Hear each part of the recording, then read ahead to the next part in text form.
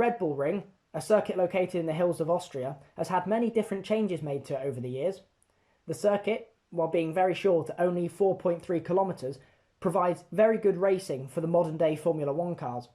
Last weekend's Austrian GP we saw another thrilling race as it provided overtaking, uncertainty and controversy. 9 cars didn't reach the checkered flag, however a few were still classified.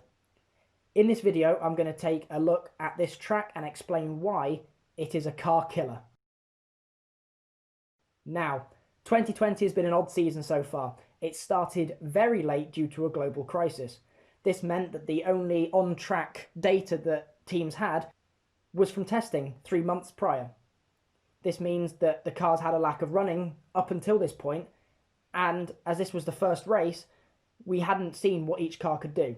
Therefore, with engines, upgrades and car packages untested, it threw a lot of uncertainty into how the cars would hold up.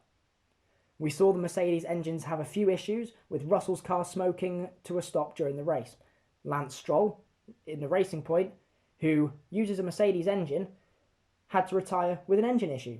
We saw Mercedes had reliability issues in testing, and as we saw this weekend, the issues have not been solved. Due to the Red Bull Ring being located high up in the hills of Austria in the Styrian region, it makes it the circuit with the highest altitude on the current 8-race F1 calendar, as at the time of recording no further races have been confirmed. It is located 700 metres above sea level, but while this isn't the highest circuit on the calendar, with Mexico being 2,000 metres above sea level, it will still have an impact on the cars, as well as the heat of the Austrian summer.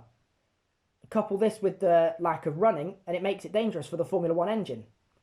We know that Mercedes have issues in high altitudes, as the past couple of years have demonstrated. The 2 Mercedes of Bottas and Hamilton did not seem to have engine issues this weekend, but customer cars, such as Stroll and Russell, did.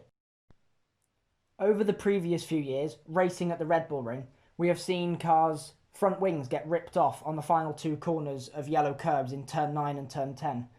These were put there to avoid drivers gaining advantage and going too wide. I'm all for track limits, as it forces a driver to use just enough curb to get a good exit ready for the straight, but it punishes them if they get it wrong. For this year's Austrian GP, the FIA removed these curbs at turn 9 and turn 10, and they will also be gone for the upcoming Austrian Grand Prix this weekend.